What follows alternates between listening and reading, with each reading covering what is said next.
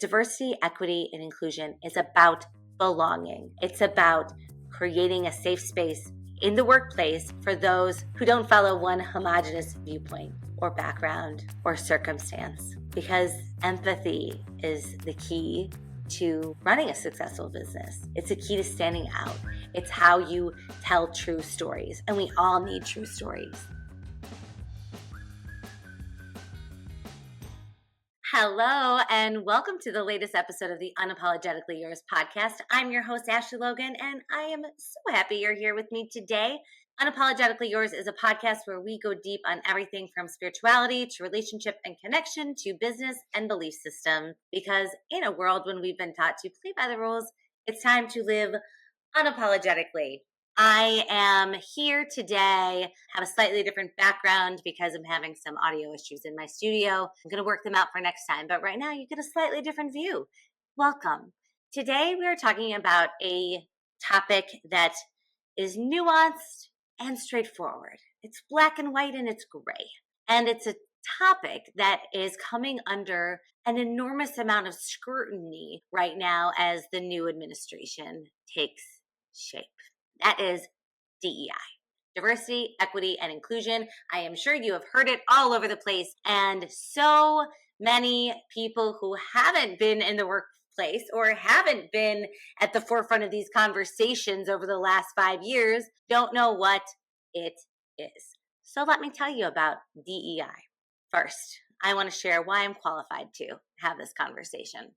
I am CEO and founder of a content marketing agency based in Chicago. And I founded the business, bootstrapped it 100% by myself starting in 2012, and have hired, hundreds of people have come through my company doors at this point. Some stayed longer than I wanted to, some didn't stay long enough. And I've had the pleasure and the privilege of building a purpose-driven agency that is multifaceted, has lots of different services so that it could build a diverse staff. And my heart has always been in the right place when it comes to empathy, loving other people, compassion. I'm an absolute bleeding heart of a person, and some might call that a weakness and others might call that a strength. But that is how I showed up as a leader, or tried to. And the truth is that before I started my company, I had multiple experiences that showed me that the workplace is not created the same for everyone. In fact, the world is not created the same for everyone. Let's start with men and women. A man can walk down the street at night in the city and generally not think twice about it. You can go hit the button to the elevator that'll take you through the parking garage to your car. Elevator doors open, you walk to your car, you hit the button, unlock, get in, and away you go. Now, what is going through the mind of a woman as she makes that same journey to the parking garage? One, looking behind her while walking down the street to make sure that her personhood is not threatened by another. When pushing the button of the elevator and the doors close, you hold your breath to make sure that no one is going to enter at the last second. And then you have to be in a space with someone who you don't know who could threaten your personhood. Then when the doors open at said elevator to let you find your car in the parking garage, quickly look around to make sure that no one is there or following you. And upon unlocking your car, only at the moment that you are close enough to open the handle and you get into the car and close the door gets locked. I don't know how many men follow this process. I do know that every woman does. And the reason is that the world is not created equally for everyone. But for a man or a person who does not go through said exercise to tell me that my fear, that my experience getting to the parking garage isn't real or isn't relevant or isn't valid, that's gaslighting, y'all. That's gaslighting. So when I first entered the workforce, I accepted a position as a regional sales manager for a candy company based in Chicago. And it was awesome because I had half the country. I was traveling around slanging candy and also visiting my friends who lived in different towns near the major national retailers that I was working with at the time. And I was also the youngest person by far. So when there were trade shows and where there's other things, I was one of few females and certainly very, very young. And that in itself subjected me to some experiences that I wish I didn't have, from sexual harassment to just being asked really, really personal questions on the spot to just a next level of dismissal. So what I learned at that time is that to be a woman, you have to know 3 times as much as a man to be taken seriously, let alone if you're like a young woman and a cute woman, you've got to show up and prove yourself. So even to have a seat at the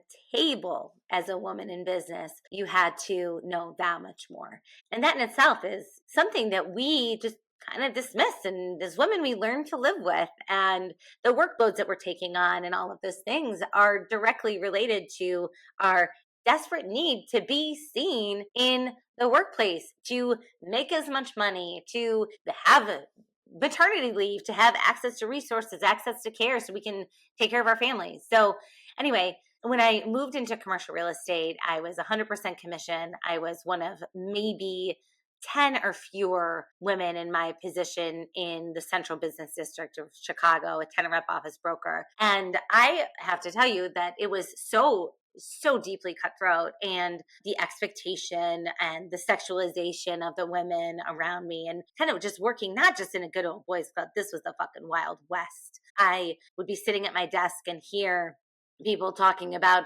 fucking prostitutes and resharing sexual experiences and on and on and on. Cultures that were based on drugs, alcohol, and again, sexuality. And it was really, really difficult. And there was actually a lawsuit that came to be at the time, and about a colleague of mine who had an experience that really, really disrupted her ability to provide for herself.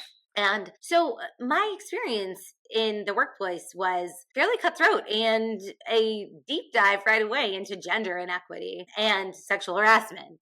Period, the end. And depending on how progressive the organization was, directly impacted my safety at work. I believe that people deserve to feel safe at work, and there's a level of decorum that we should all be adhering to.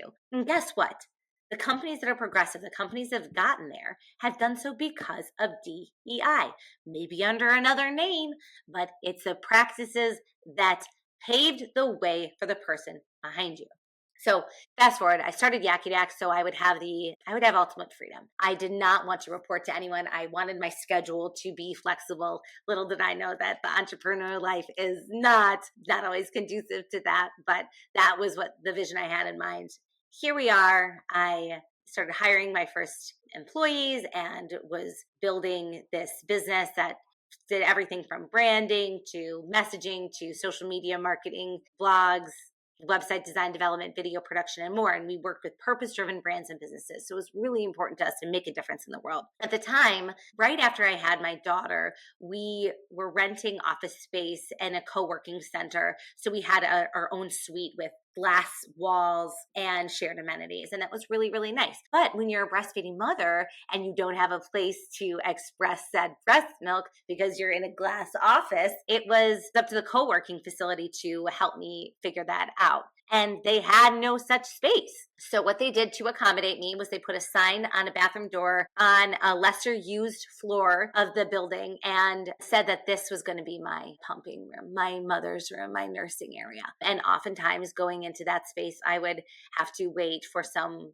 dude to finish taking his afternoon or morning shit and then go sit in that space to provide food for my baby. It's disgusting. And eventually they put in a mother's room because of me, because of my experience and my tenacity around creating a more equal workplace for those who are coming after me. And this was easier for me because I am loud, opinionated, all of those things that people like to say about women who are standing in their power. And the truth was, I was scared shitless. I didn't want to sit in the shit bathroom, but I knew that if I felt like this going through it, imagine the person who didn't have access to as many resources as me, or didn't have the use of their voice. And my voice is a little raspy today, so you get that. I don't know if it's a sexy voice, but you get what you get. So in any event, I knew that if I wanted to make the road easier for those coming before me, I was going to live the experiences. I was going to have the tough conversations. I was going to create the roadmap. And eventually they did add a mother's room that was private, that had a chair and didn't smell like someone's poop. Sorry for the visual.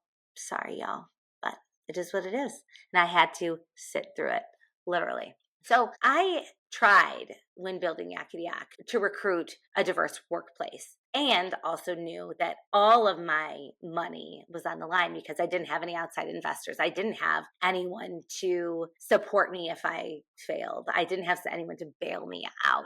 Hiring the right people was super important. And it became really easy for me to look into my network and be like, okay, awesome. I know you. I know what you stand for. You're a great person and you've done great work. Come work with me. And that was how I built the early stages of my team. And that is one of the key tenets of DEI, is how you're recruiting people, and not just hiring from your own network, because your network is bound to look like you have similar experiences to you. And then it perpetuates a cycle of pulling from one pool instead of expanding and tapping into the genius of people who are elsewhere that you just don't know yet. So when George Floyd was murdered, it was a very precarious time in American history and world history. One, we were 3 months into a global pandemic. And I know the date of George Floyd's murder well, because it was 2 days after my youngest son was born. George Floyd was killed on May 25th, 2020, and my son was born on May 23rd. And I had at home a 2-year-old and a 4-year-old. And we dove right into a racial reckoning in the city of Chicago. And I remember being my head was spinning. I had just had major surgery, son delivered by C-section, and had to still be the leader of my organization amidst absolute chaos. There was riots, there was burning, and there were questions. And for the first time, new nomenclature was introduced into the workplace and to the world we live in on a broad scale, words like anti-racism and privilege. And those words are tough to hear when you're someone who's I don't know, I just don't really have a lot of friends who are people of color, but I'm not racist and I'm just doing my best and this and that. Most people don't identify as racist. So to suddenly be called racist was a reckoning for a lot of people, myself included. And these conversations started in May 2020. And they continued well into 2021 for a lot of businesses. And a lot of it, another word I learned about, was performative. So are the actions that you say that you're going to do as a business, are they genuine, or are they to just, check a box? So we dove in head first. One, because I didn't have the confidence as a business leader to be hang on, y'all. Here are the things that we for sure are already doing. Here's what is within the realm of capability and possibility for our small business. And here are the areas of improvement. And we did that to some extent. And it was hard because, to be called a privileged white woman when I didn't build my company with the help of other people, although people wanted to suggest that oh, her daddy paid for it or this or that, and all of this nonsense. But it was important for me to listen, as uncomfortable as it was, as imperfect as it was, and as scared as I became to open my mouth sometimes about how is this going to be perceived? Am I allowed to learn out loud during this time, or am I going to be canceled? A lot of people face those questions. It was hard. I am not going to bypass the hard of this that I experienced. And those closest to me at the time saw it firsthand. They're wait, I don't understand, Ashley. Why are you going through all of these things? You're a woman-owned business. You are trying to do good in the world, and you're being called a racist.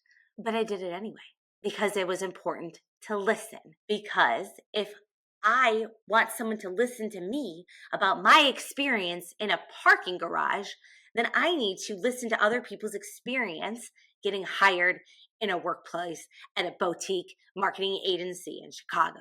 You see, it's hard.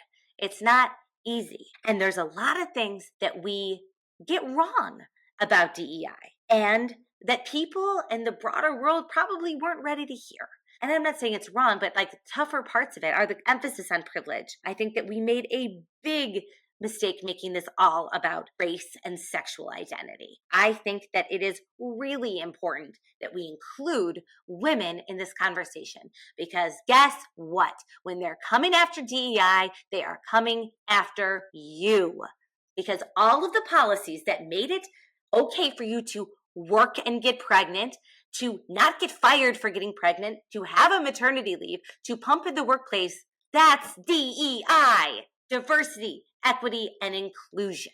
So at that time, my business, we reinforced our commitment to diversity. We examined closely our hiring practices. And while I wasn't a LinkedIn, while I wasn't a massive corporation that could change the world, I could do something. I could lead by example. I could show my other friends who are entrepreneurs that yes, it's possible to provide flexible working hours for parents. Yes, it's possible to integrate mental health resources into your business. Yes, it is possible to create a hiring rubric that allows you to remove intrinsic bias from the hiring process so that everyone who shows up at your company, who is qualified to be there, gets the same consideration as someone else. It cost me a lot of money, cost me a lot of time, and cost me a lot of headspace. And I would not change a thing about it. And I'm not going to give up on it.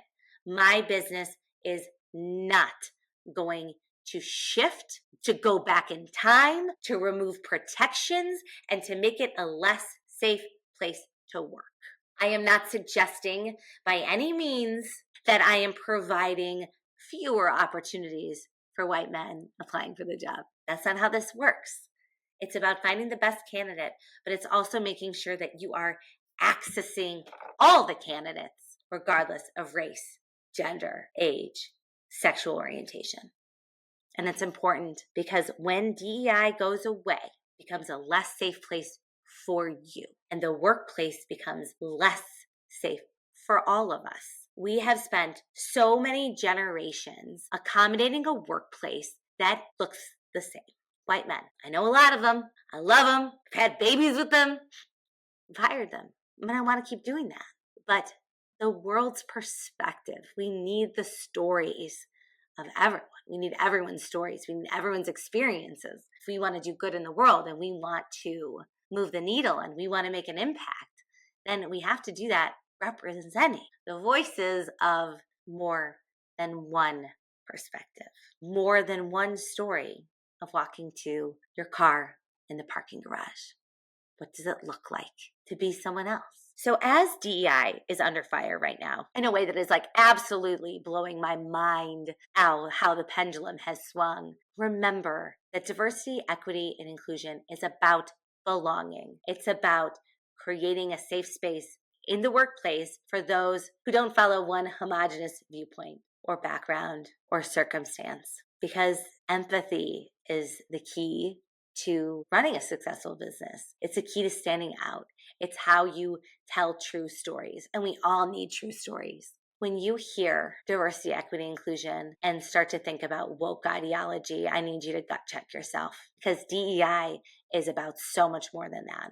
It's about allowing people to let down their guard in the workplace. It's about including various perspectives, and it is about advancing our society so that we don't keep looking the same, doing things in the same way, and that we can have the consideration of people who deserve to be heard. I want to read something that's important from I printed out my company's, our commitment to diversity, and something about this. And it's important that you know that a diverse team is more engaged and dynamic, capable of challenging conventions, developing more innovative solutions, and connecting with a wider range of audiences. An equitable workplace recognizes that future and current team members come from different backgrounds with different advantages and hurdles.